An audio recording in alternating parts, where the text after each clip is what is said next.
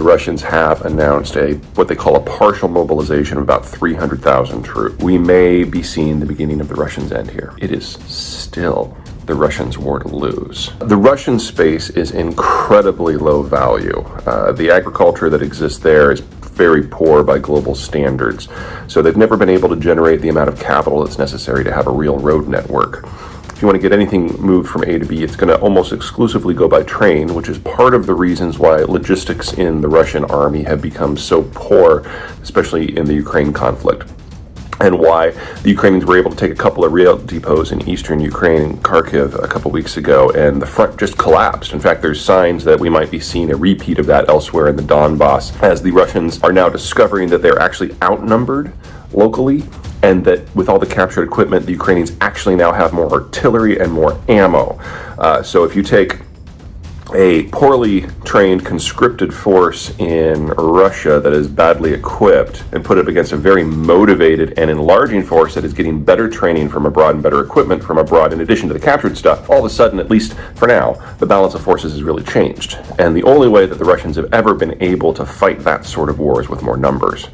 So they've had about 150,000 troops in area, plus the Chechens, plus their mercenaries. So let's just call it an even 200 for rounding. They're now going to add another 300. This doesn't mean that the nature of the war has fundamentally changed. It means two things.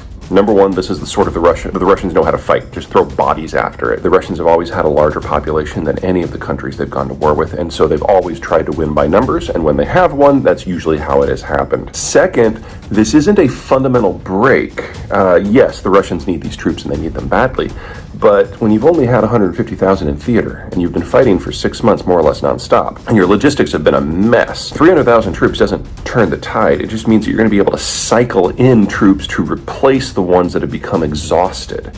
So this doesn't give the Russians fundamentally more troops in theater. It allows them to rotate troops through the theater and continue fighting the war in more or less the way that they have been now, which is to say poorly. Obviously, it's still bad news for the Ukrainians, but ultimately this is getting to one of the core issues that I've been talking about since the beginning.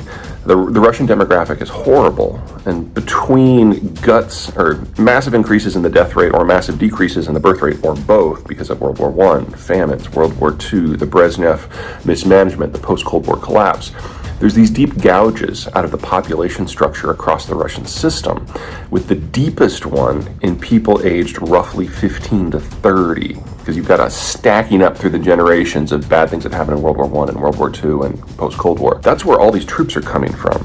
So we've already got about 200,000 men in theater who are in their 20s. We're now adding another 300,000, and we're starting to get to the point where the Russians just aren't going to have any more men in that generation to throw at this at all. And I don't know if you guys were aware, but people in their 20s are the ones who usually have kids. So we're taking what is already the most demographically fragile demographic and putting them into an open-ended war, which makes it very difficult for them to father or raise children. This is potentially a country killer. Before, I thought that this was Russia's last war. Now I'm certain of it, or at least the last war they can fight with conventional forces. Now, will the Ukrainians be able to repeat the feats they've been doing? It's entirely possible, but keep in mind the scale of what needs to be done here. With the size of the territory in question, the Ukrainians need to pull off what they've done in the first 2 weeks of September another 20 times. I'm not saying that's impossible. I'm just saying that that is the scale of what is going on here. So expect the Ukrainians to do two things. Number one, continue to hammer as many logistical points that the Russians rely on as possible. Anything they can do to disrupt the flow of men, material, and especially food supplies to the front line is something that is going to crush the Russian demographic that is responsible for the soldiers and responsible for propagating the Russian condition in the first place. Second, look for them to reach specifically for transport nodes, not just ones that are near the front line, but ones that might seem a bit of a Hail Mary, not to strike, but to capture. The one I am most interested in, of course, is Mariupol, because if the Ukrainians can reach Mariupol, they basically isolate Russian forces throughout southern Ukraine. And then you're talking about 100,000 Russian troops that are just stranded with no hope of resupply at all. If the Ukrainians are going to win this war, they have to take massive bites out of not just the Russian army, but the Russian demographic. And doing that, destroying the Kerch State Bridge, isolating Crimea from the rest of Russia, that is how that is done. And now that the Russians have obliged to throw another 300,000 troops into the grinder, we may be seeing the beginning of the Russians' end here.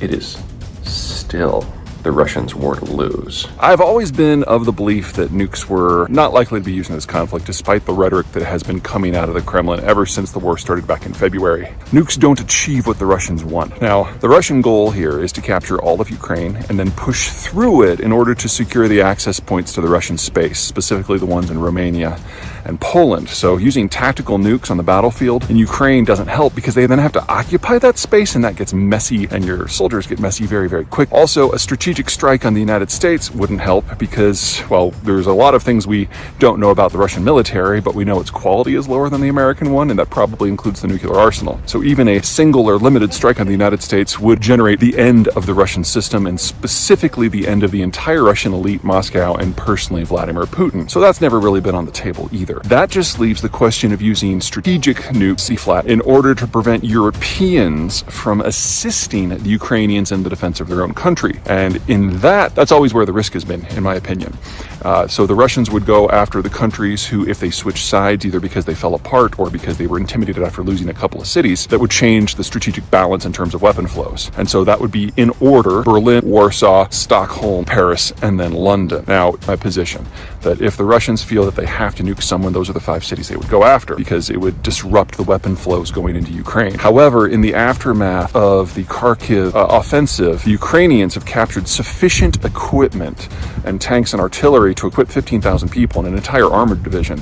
That's a bigger weapon transfer to the Ukrainians than everything that NATO has done to this point. And in the Kherson offensive, which is still ongoing, they're likely to get even more gear. So weapon flows all of a sudden are not the important thing that they used to be. It's not that they're unimportant, but the Ukrainians are going to be able to put 30,000 additional troops into the field here with the best equipment that the Russians have. And unlike the Western gear where the Ukrainians need training, they already know how to use all the Russian gear. So we are at a tipping point, and that raises the question of whether nukes are of any use to the Russians whatsoever. That just leaves one possible scenario: that the Russians realize they're going to lose, that Putin realizes that he's done, that he realizes he's going to be a villain to history, not just Western history, Russian history, and he just decides to go out with a bang. While we can never rule that out, I find it unlikely. When the Soviet system collapsed, the then KGB basically had a meeting where they discussed whether they should just release the nukes onto the world, not in terms of launch, but sharing, so that the United States would then have to spend the next century dealing with it. They ultimately decided that even though they had lost, and that was sad for them, that they didn't want to be the end of the human condition, and so they kept the nukes bottled up as best they could. Putin was part of the organization that made that decision, so I find it unlikely at this point that he would go a different direction. The risk is we have seen how poorly maintained every aspect of the Russian military is, and it's an open question whether the Russian nuclear arsenal works. So in the worst case scenario, what happens if Putin hits the big red button, and we know it because we've been reading his email and listening to his phone calls, and nothing happens? What do you do when someone tries to kill tens of millions of people but fails?